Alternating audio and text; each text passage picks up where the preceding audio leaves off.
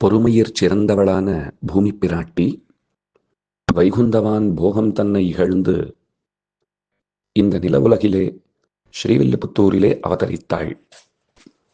உயர்ந்த திருப்பாவையை நம்மவர்களின் நன்மையின் பொருட்டு அனுகிரகித்தாள்.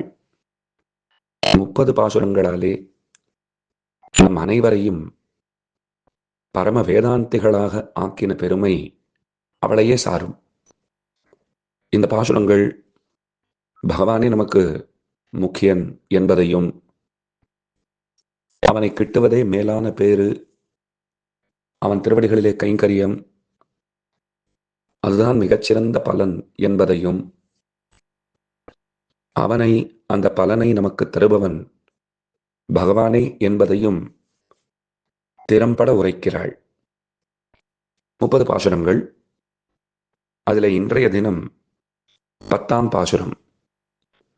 பெண்களை எழுப்புகின்ற வரிசையில் 5ஆம் பாசுரம். இன்றைய பாசுரத்தாலே எழுப்பப்படுகின்றவள் சித்த சாதன நிஷ்டை அப்படின்னு சொல்லுவார்கள். அந்த நிலையில் ஸ்திரமாக நிற்பவள். என்னென்ன செய்ய வேண்டுமோ அவற்றையெல்லாம் செய்து முடித்தவர்கள்.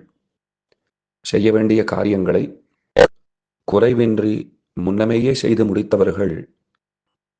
அவர்கள் எப்போதும் கொண்டாட்டத்திற்கு உரியவர்கள், கொண்டாடத் தகுந்தவர்கள். இந்த உலகத்திலே கூட குடும்பத்தினர்களிலே ஒரு சிலர், ஒரு குடும்பம் எடுத்துக்கொண்டால் அதில் தலைவராக இருக்கிறவர் ரொம்ப பொறுப்புணர்ச்சியோடு நடந்து கொள்கிறார்னால் அவருக்கு வயதான பிற்பாடு செட்டில்மெண்ட்ஸ் எல்லாம் சரியா பண்ணிடுறார் அப்படின்னு சொல்லுகிறோம். அவரை போய் பார்த்தா அவர் என்ன சொல்லுவார்? இப்ப எனக்கு எந்த தலைவேதனையும் இல்லை, எல்லாம் என்னென்ன யார் யாருக்கு எப்படி எப்படி அதை பங்கீடு செய்து கொடுக்க வேண்டுமோ அப்படியெல்லாம் கொடுத்து விட்டேன், நான் செய்ய வேண்டிய வேலையெல்லாம் செய்து முடித்து விட்டேன், இப்பதான் பெருமூச்சு விடுகிறேன் அப்படின்னு சொல்றத பார்க்கிறோம். இது சாதாரணமாக உலக வாழ்க்கையிலே நம்முடையதாக நாம் அபிமானித்திருக்கிற நம்மதல்லாத நிலப்புலன்களை, சொத்துக்களை அதை பகிர்ந்து கொடுக்கறத பத்தி கீழே சொன்னேன். ஆனா நம்முடைய ஆன்மாவிற்கென்று செய்யத்தக்கது யாது? அது தன்னை சிந்தித்து பார்த்தால் எம்பெருமானிடத்திலே நாம் சரணாகதர்கள் ஆகுகை, அதுதான் செய்யத்தகுந்த பெரிய வேள்வி. அந்த வேள்வியை செய்து முடித்தவர்கள் செய்த வேள்வியர் அப்படின்னு கொண்டாடப்படுகிறார்கள். செய்தவர் கிருத்த கிருத்தியர் அப்படின்னெல்லாம் அவர்களை சொல்லுவார்கள். பகவானை அடைவதற்காக என்னென்ன செய்யப்பட வேண்டுமோ அவற்றையெல்லாம் செய்து முடித்தவர்கள். அப்படின்னா என்ன அர்த்தம்னால், நம்மை அடைவதற்கு தொடர்ந்து பகவான் முயன்று கொண்டிருக்கிறார்.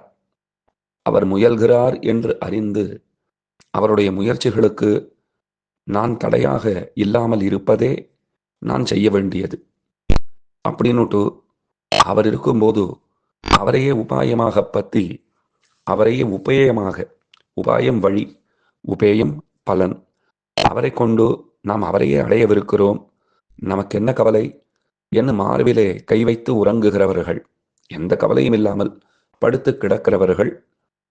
அப்படிப்பட்டவர்களிலே ஒருத்தியோன்னு நினைக்கும்படியான வைபவம் மிக்க பெண் பிள்ளை, அவளைத்தான் இன்றைய தினம் எழுப்புகிறார்கள். இந்த பாசுரத்திலே எழுப்பப்படுகின்ற பெண் பிள்ளை, அவள் இந்த கூட்டத்திற்கே ஒரு அணிகலன் போன்றவள், சத்பாத்திரம் போன்றவள், இந்த கூட்டத்துக்கே சுவாமினியாக, தலைவியாக இருப்பவள். இவளுக்கு ஏத்தம் என்னன்னா, கண்ணன் வீட்டு பக்கத்திலேயே இருக்கிறாள்ங்கிறது ஏத்தம். மத்தொன்னு, மற்ற கோபிகைகளை கண்ணன் என்ன பாடுபடுத்துகிறானோ அந்த பாட்டை எல்லாம் இவளிடத்திலே அவன் படும்படியாக அவனிடத்திலே அத்தனை நெருக்கம் மிக்கவள். அவளைத்தான் இந்த பாட்டாலே உணர்த்துகிறார்கள். அவளை பார்த்து சொல்றா, உன்னை விட்டுட்டு கண்ணனிடத்திலே போனோம்னு சொன்னால் சுவாமினி ஆயித்தே அவள், அவள் தானே அம்மனாயின்னு உங்களாலே கொண்டாடப்படுகிறவள், அவள் வரவில்லையோ அப்படின்னு அவன் கேட்கக்கூடும். அதனாலே உன்னையும் அழைத்து கொண்டுதான் போக வேண்டும், நீ எழுந்திராய் என்று எழுப்புகிறார்கள். அவ படுத்துருக்கிறத பார்த்தா நோக்க வேண்டிய நோன்பை எல்லாம் நோற்று முடித்து எந்த கவலையும் இல்லாமல் படுத்திருக்கிறவளை போலே இருக்கிறாள். நோற்று சுவர்க்கம் புகுகின்ற அம்மனாய் மாற்றமும் தாராரோ வாசல் திறவாதார். முதலிலே இவர்கள்லாம் என்ன சங்கல்பம் பண்ணி கொண்டார்கள்? நாம் எல்லாரும் சேர்ந்துதான் குளிக்க கடவோம், எல்லாரும் சேர்ந்துதான் நோன்பு நோர்க்க கடவோம், எல்லாரும் சேர்ந்து கிருஷ்ணானுபவம் பண்ணுவோம் அப்படின்னு எல்லாம் பேசிக்கொண்டார்கள். இப்ப என்ன ஆகி போச்சு? நாங்கள்லாம் எழுந்தாச்சு, உன் வீட்டு வாசலுக்கு வந்தாச்சு. ஆனால் நீயோ நாங்க வந்துட்டோங்கிறதையும் தெரிந்து கொள்ளாமல் இன்னமும் கிடந்து உறங்குகிறாய். கதவை கூட திறந்து வைப்பதற்கு உனக்கு அவகாசம் இல்லாமல் போய்விட்டது. இது என்ன ரொம்ப அநியாயமாக இருக்கிறதே அப்படின்னு சொல்லுகிறார்கள். இப்ப முதல் அடிக்கு 3 வகையாக பொருள் சொல்லலாம். கண்ணன் எம்பெருமானுடைய திருமாளிகை, அவர் வீடு, அதுக்கு பக்கத்து வீடா இருக்கிறதுனால நடுவில் சுவர் கூட கிடையாது. அதனால கண்ணனோட இடைவீடு இல்லாமல் சுகானுபவம் பண்ணிட்டு இருக்கா போல் இருக்கு, அவனோட விளையாடிட்டு இருக்கா போல் இருக்கு. அப்ப முற்பிறவிகளிலே நீ நோற்ற நோன்பின் பயனாக செய்திருக்கக்கூடிய நல்ல காரியங்களின் நல்ல விரதங்களின் காரணமாக இப்ப கிருஷ்ணானுபவம் கிடைச்செடுத்து போல் இருக்கு. அதுதான் நோற்று சுவர்க்கம் புகுகின்ற அம்மனாய். அடுத்தது பொழுது விடிந்தாச்சு, நாங்களெல்லாம் வந்தாச்சு, வந்த அப்புறமும் இன்னமும் நீ எழுந்து கொள்ளவில்லை. இப்படி நீ படுத்துட்டு இருக்கிறத பார்த்தா நீயா நோன்பு நோற்று கண்ணனை பெறப்போகிறாய்? ரொம்ப நன்னா இருக்கு. அதெல்லாம் நடக்க போறதே கிடையாது. எழுந்தாத்தானே மேலே நாம் தயாராகி நோன்பு நோற்பது, அதற்கு பிற்பாடு கண்ணனை பெறுவது என்பது நடக்கும். நினைவிற்கும் செயலுக்கும் பொருத்தம் ரொம்ப நன்னா இருக்கு. நினைவு நோன்பு நோற்று கண்ணனை பெற வேண்டும் என்பதாக இருந்தது. செயல் எப்படி இருக்குன்னா, அதை பத்திலாம் கவலை இல்லாமல் படுத்து உறங்குகிறாயே, இது 2ஆம் கருத்து. 3வது, நாம் எல்லாரும் ஒன்றாக சேர்ந்து நோன்பு நோற்று கிருஷ்ணானுபவம் பண்ணுவோம் என்று நாம் பேசி வைத்திருந்தோம். ஆனா எங்களுக்கு என்ன தோன்றதுன்னா, நீ தனியே நோன்பு நோற்று கண்ணன் பெருமானோட ஒரு அனுபவத்தை செய்து கொண்டிருக்கிறாய். இது தர்மமா? இது நியாயமானதாகப்படுகின்றதா அப்படின்னு ஒரு வெறுப்போடே சொல்லுகிறார்கள். இது 3ஆம் கருத்து. இவள் நோற்ற நோன்பு என்னன்னா, சித்த சாதன ஸ்வீகாரம். கீழே சொன்ன பாருங்க, சித்த சாதனம், தயார் நிலையிலே இருக்கிற வழி. இப்ப மற்ற சாதனங்கள்னு சொன்னால் நாம் அதை தயார் செய்ய வேண்டிய ஒரு பெரும் பணி, அது பெரும் பிணி, அது நமக்கு உண்டு. ஆனா தயாரா இருக்கிற சாதனம் பகவான், அவரே வழியாக இருக்கிறார்.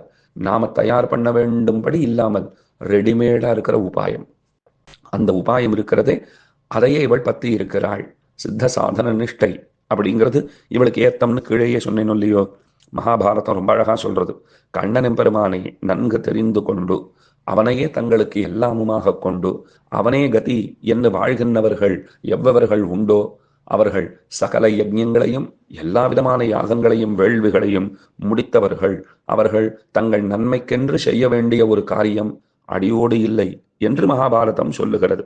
அதனால்தான் நோற்று சுவர்க்கம் புகுகின்ற அம்மனாய், அம்மனாய் எங்களுக்கு சுவாமினியே என்று அழைக்கிறார்கள். அவள் பதிலே சொல்லவில்லை. கூப்பிட்டும் ஒன்றும் பதில் கிடைக்கவில்லை. மாற்றமும் தாராரோ, கதவைத்தான் திறக்கல, வாயையாவது திறக்கக்கூடாதா? வாசல் திறவாதார். உடனே வெளியில இருக்கிறவா பேசிண்டா, நம்ம என்ன சொன்னாலும் பதில் சொல்ல மாட்டேன் என்கிறாள். உள்ளுக்குள்ளே கண்ணனோட சுகானுபவம் நடக்கிறது. அந்த பெருமானோட பேசிக் கொண்டிருக்கிறாள், அவனோட விளையாடி கொண்டிருக்கிறாள். அதனால நாம கூப்பிடுகிற குரல் எல்லாம் அவள் செவியிலே படமாட்டேன் என்கிறது. உடனே அவளுக்கு உள்ளே இருந்து கோபம் வந்துடுத்து. இந்த மாதிரி என்னை பார்த்து நான் கண்ணனோட இருக்கேன் கண்ணனோட இருக்கேன்னு சொல்லிட்டு இருக்கீங்களே, உங்களுக்கு எப்படி தெரியும்? நீங்க பாட்டுக்கு இஷ்டத்துக்கு பேசுறதா? நீங்க தான் வீட்டு வாசல்ல வந்து பாதிராத்திரியிலேருந்து நிற்கிறீர்களே, உங்களுக்கு தெரியாமல் கண்ணன் எப்படி உள்ளே புகுந்திருப்பான்? ஏன்னா நான் இன்னும் கதவையே திறக்கல, உங்களுக்கே கதவை திறக்கல, நீங்களே மாத்தமும் தாராரோ வாசல் திறவாதார்னு பாடியிருக்கீங்கோ. அப்படி இருக்கிற போது கண்ணன் பெருமான் உள்ளே இருக்கிறான்னு எப்படி சொல்லுவீர்கள்? அதெல்லாம் இங்க யாரும் ஒன்றும் கிடையாது. என்ன, நான் இன்னும் கதவையே திறக்கல, கதவை திறந்தாத்தானே கண்ணன் உள்ளே புகுவதற்கு. அதற்கு வெளியில இருக்கிறவா பதில் சொல்றா, நாற்றத்துழாய் முடி நாராயணன் உள்ளே இருந்து அவன் சூடியிருக்கிற திருத்துழாய் மாலையிலிருந்து வாசம் புறப்படுகிறதே, எங்கள் நாசிகளை எல்லாம் துளைக்கிறதே, இது அடையாளமாகாதோ? நாற்றத்துழாய் முடி நாராயணன் நம்மால் போற்றப்பரதரும் புண்ணியனால். இன்னொன்னு சொன்னா, பகவான் கதவை திறந்து வச்சாதான் உள்ள வர முடியும்னு ஏதாவது இருக்கிறதா? அவருக்கு அந்த நிர்பந்தம் எல்லாம் கிடையாது. நமக்கு பூட்டெல்லாம் திறந்துட்டா கூட தாழ்பாளையம் திறந்து கதவையும் திறந்து வச்சாதான் சில வீடுகள்ல உள்ளே போகவே தெரியும். இல்லைன்னா கூட இது தாழ்பாள் திறக்க தெரியல, இது வேற மாதிரியா இருக்கு அப்படின்னு எல்லாம் ஏதாவது சொல்லிட்டு இருப்போம். பகவானுக்கு அந்த நிர்பந்தம் எல்லாம் இல்லை. வீடாக இருப்பதும், அந்த வீட்டுக்கு வாசலாக இருப்பதும், அங்கே கதவாக இருப்பதும், அதில் தாழ்பாளாக இருப்பதும், அதில் பூட்டாக இருப்பதும், பூட்டுக்கு சாவியாக இருப்பதும், இப்படி எல்லாமே அவர்தானே. அதனால தான் அவர் நாராயணன். எல்லா இடங்களிலும் இருக்கிறார், எல்லாம் அவரிடத்திலே உண்டு. அதனாலே நாராயணன். நம்மால் போற்ற பலதரும் புண்ணியனால் மேலான புண்ணியன் அவன்தான். புண்ணியானாம் அப்படி புண்ணியாசவ் மங்களானாஞ்ச மங்களம் அப்படின்னு எல்லாம் கொண்டாடப்படுகிறான். மிகச்சிறந்த புண்ணியம் அவன்தான். அவனை நாம கொண்டாடினோம்னால் அவன் நமக்கு பறையை தந்தருளுவன் அப்படின்னு எல்லாம் சொல்லுகிறார்கள். உள்ளே இருந்து இப்ப திரும்பவும் மறுவார்த்தை எதுவும் வரலை. அப்ப பேசிண்டா, பண்டொரு நாள் கூற்றத்தின் வாய் விழுந்த கும்பகர்ணனும் தோற்று உனக்கே பெருந்துயில்தான் தந்தானோ. ராமபிரானாலே அடித்து வீழ்த்தப்பட்டவனாய், இல்லை இல்லை, ராமபிரானிடத்திலே வலிய சென்று தான் வீழ்ந்தவனான கும்பகர்ணன், அவனுக்கு தான் தூக்கத்திலே நல்ல தூக்கம் தூங்குகிறவன், அவனை போல தூங்க முடியாதுன்னு பிரசித்தி. பெண்ணே, எங்களுக்கு என்ன தோன்றுகிறது தெரியுமா? தூக்கத்திலே யார் சிறந்தவர் என்று அவன் உன்னோடு போட்டியிட்டு நீ நிறைய தூங்கி அதனாலே அவன் தோற்று போய் தன்னுடைய தூக்கத்தையும் உனக்கு பரிசாக கொடுத்து விட்டான். முதல்லயே நீ அவனை ஜெயிக்கிற அளவுக்கு தூங்கிட்டு இருந்த, இப்ப அவனுடைய தூக்கமும் உனக்கு பரிசாக கிடைத்து விட்டது. அப்ப இது பெருந்துயில் ஆகிவிட்டது, உன்னை எழுப்புவது கடினம்தான் போலிருக்கிறது அப்படின்னு பேசினார்கள். இதை கேட்ட உடனே உள்ளே இருக்கிறவளுக்கு கொஞ்சம் மனசு வலித்தது. ஐயோ, ஒரு அரக்க பயல், இராக்கத பயல், ராட்சச பயல், அவனோட நம்மளை போய் தொடர்பு படுத்தி பேசிவிட்டாளே. ஏதாவது இந்த மாதிரியான தப்பான விஷயம் காதிலே பட்டதென்னால் பெருமானுடைய திருநாமங்களை சொல்ல வேண்டும். உடனே இவள் கிருஷ்ண கிருஷ்ண என்று சோம்பல் முறித்து கொண்டே தான் எழுது கொள்வதற்கு சித்தமானாள். அவள் சோம்பல் முறிப்பதே அத்தனை அழகாக இருந்ததாம். ஆற்ற அனந்தலுடையாய் அருங்கலமே நீதான சத்பாத்திரம். பகவான் அனுகிரகம் செய்கிறான்னு சொன்னால் அந்த அனுகிரகத்தை நாம் கொள்ளத்தக்க சிறந்த பாத்திரம் நீதான். எங்கள் கூட்டத்திற்கே ஒரு சிறந்த அணிகலனாக ஆபரணமாக இருப்பதும் நீதான். எழுந்து கொள்ள வேண்டும், தேற்றமாய் வந்து திற.